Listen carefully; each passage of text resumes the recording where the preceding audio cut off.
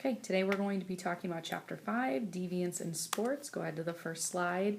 Understand, essentially we're going to examine all sorts of different types of deviances in sports, and media does a really good job currently of covering all the different types of deviance that are occurring. So the first slide we're going to talk about is defining and studying deviance in sports. There's two specific things I want you to get away from this slide. Is there's formal deviance and informal deviance. So formal deviance is a violation of official rules and laws, where informal deviance is essentially unwritten customs, shared understandings between individuals. So formal deviance would be a foul in a basketball game. There's a rule. You can't hit someone's hand as they're shooting the ball. Where an informal deviance would be shaking hands after the game. There's really no rule that says you have to shake the other team's hand and tell them good game. But again, that's something that we've come to understand. That's what you do after a sporting event. Go ahead to the next slide. So defining and studying deviance in sports, understanding deviance requires understanding norms. So this idea, what is a norm?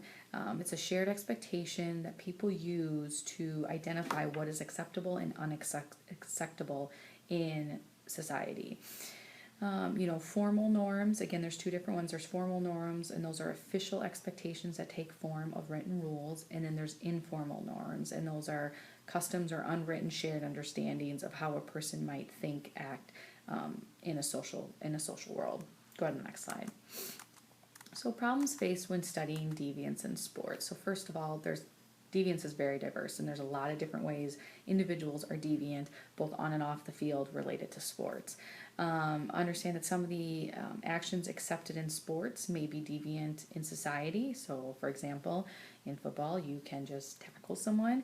If you did that in the Mensa, probably not acceptable. There's actions that are accepted in society that may be deviant in sport.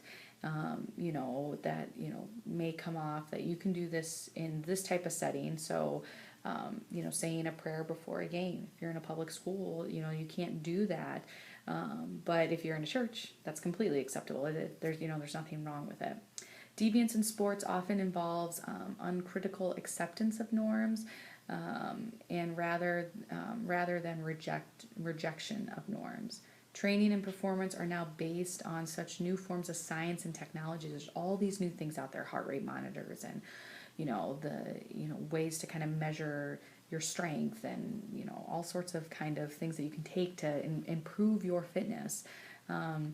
It's hard to essentially develop these new guidelines of what is normal, what is acceptable, because science is ever changing. And we'll get into the doping kind of conversation here in just a second. Go to the next slide.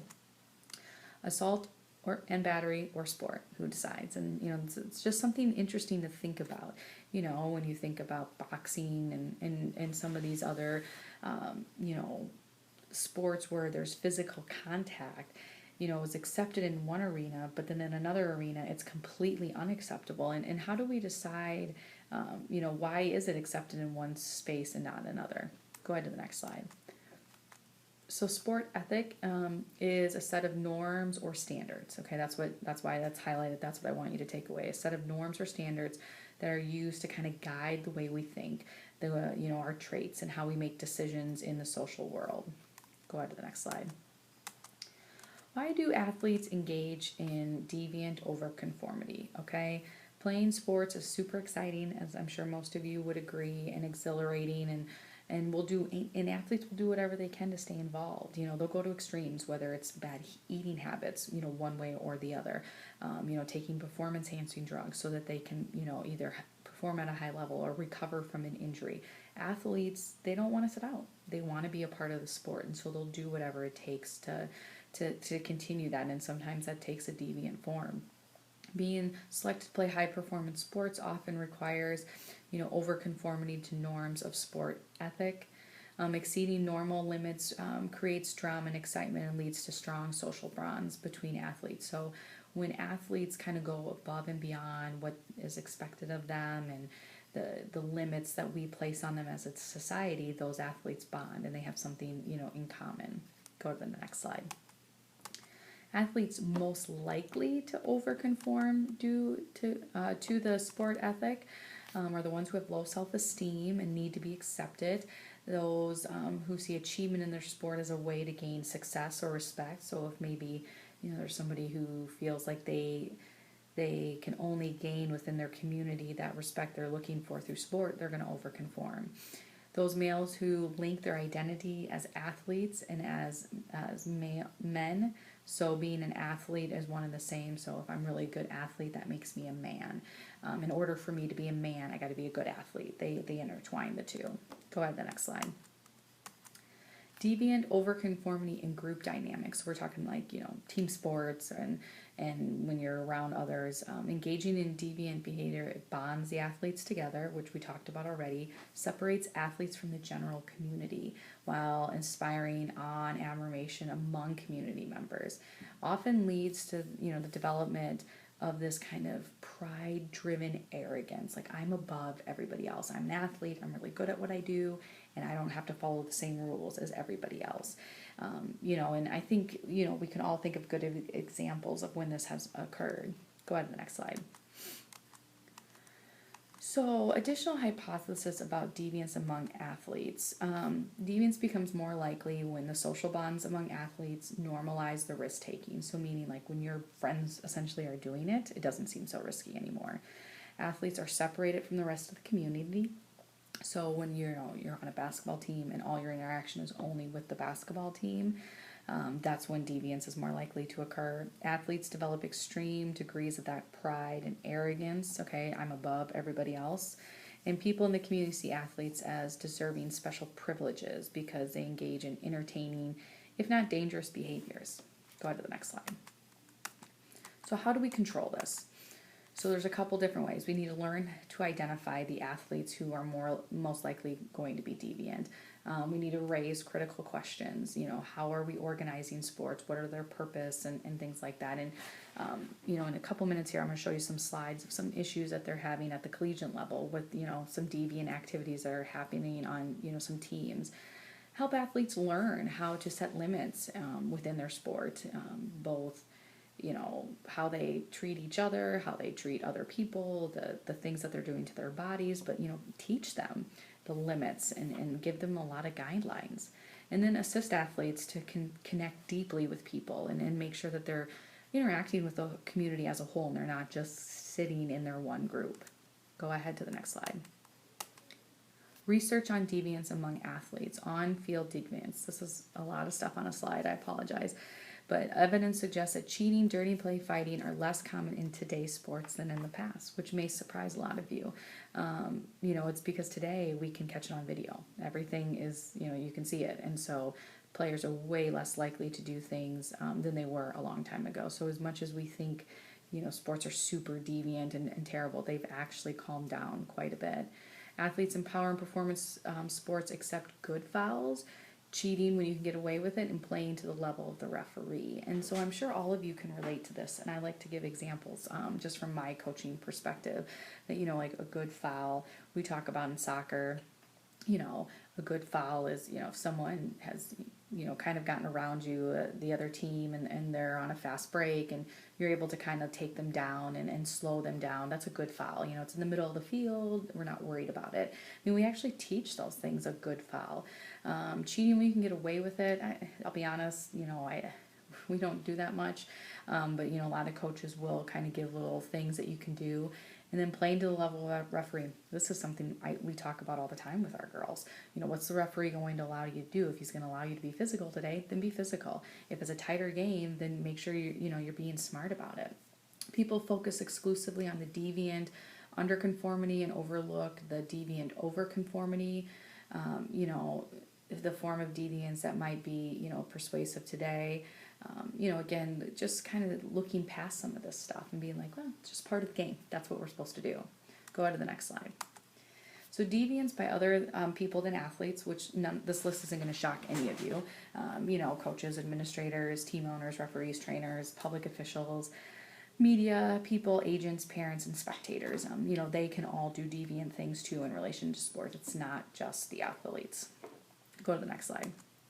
So consumption in sports, corruption and sports organization, there's a lot that goes into a lot of organizations, and a lot of it, revolves around money. So, they have to self-police these organizations. So, a couple things here. When people believe in the great sport, they overlook the deviance because they don't want to see it. We talked about this earlier. Sports builds character. Sports, only teaches you the great things. Well, we kind of overlook all the deviant behaviors it also teaches a lot of individuals.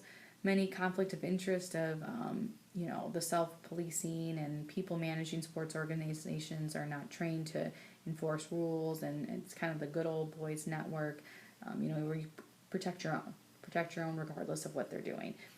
Go to the next slide.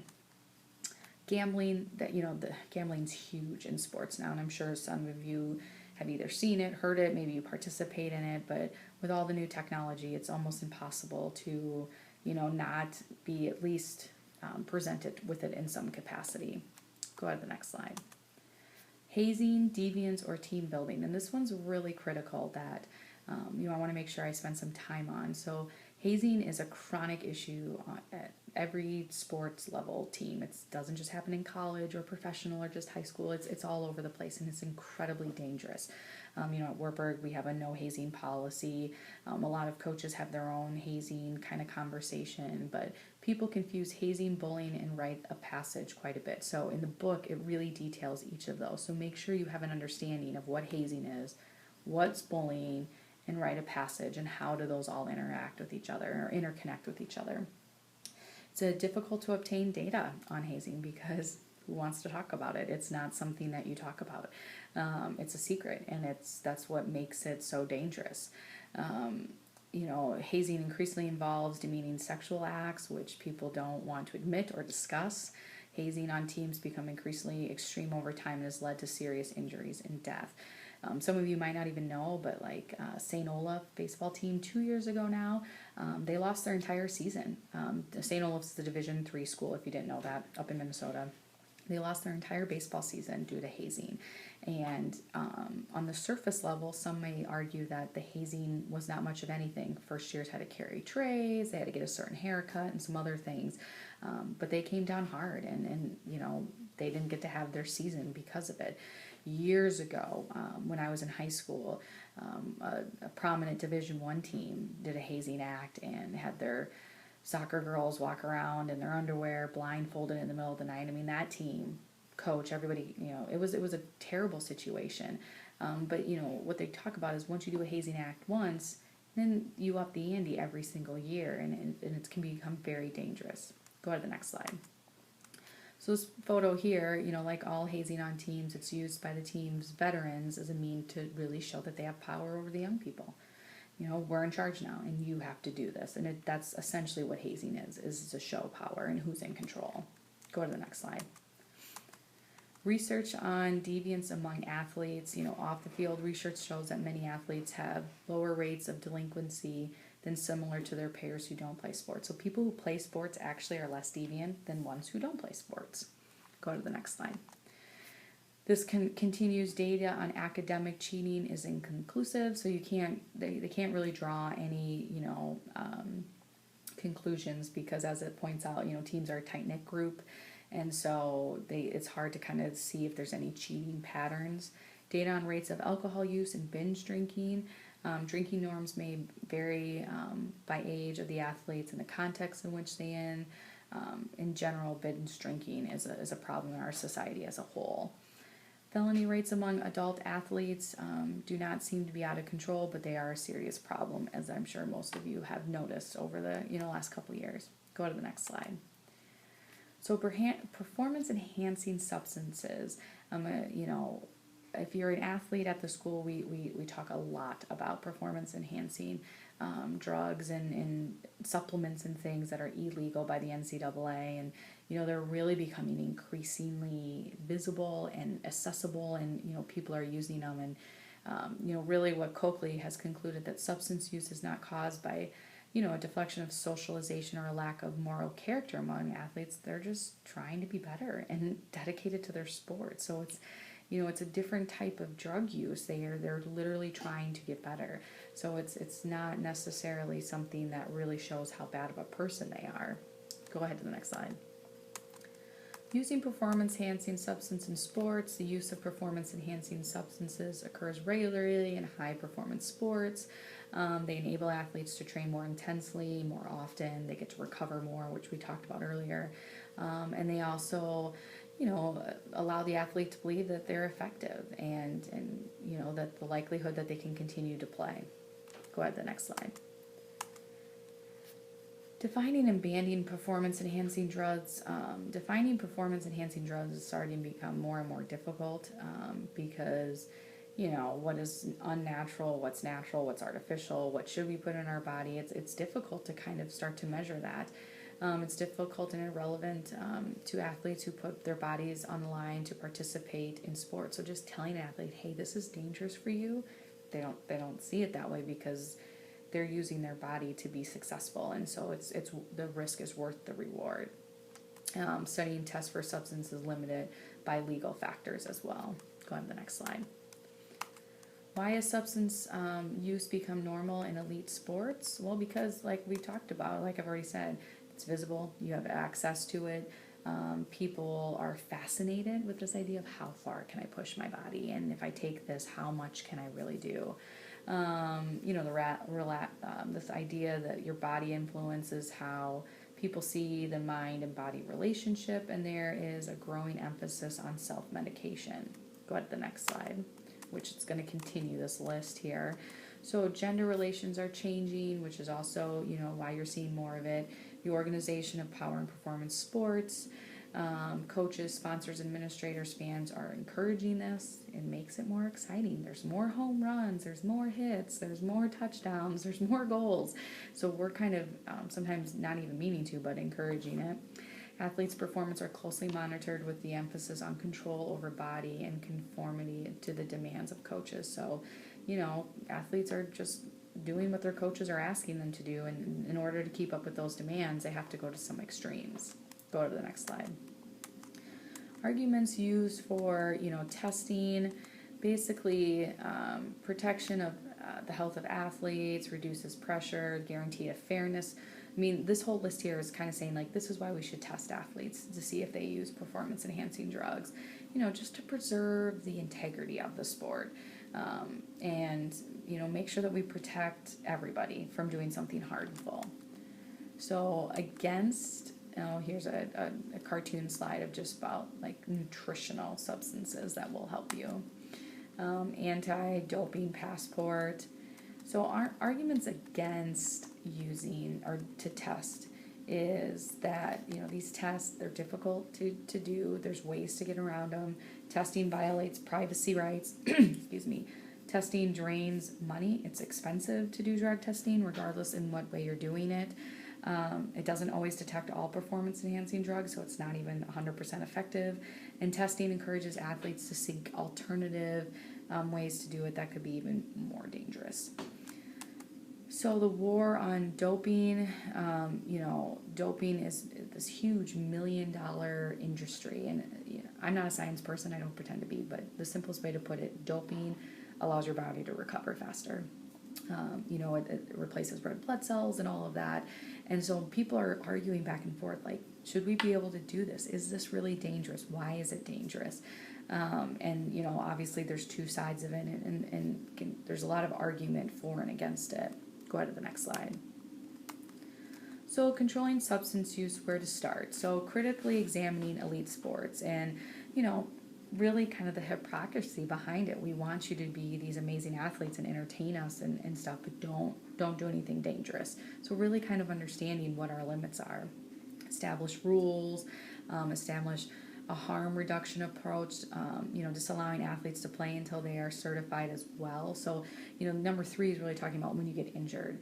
And I'm a coach. I can even tell you there's probably been times when an athlete has come back a little bit sooner from an injury, and we really need to do a better job of making sure that person's 100% before they step back on the field.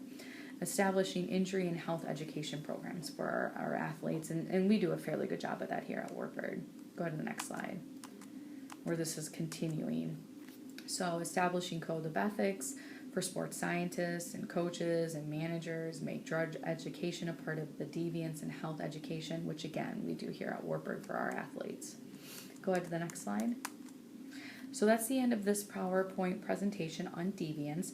We'll have some different questions for you to think about with deviance, and just kind of discuss your ideas and thoughts on different things that are deviant that you've seen, and what are your thoughts on the doping. I would love to hear from all of you on that. Thank you.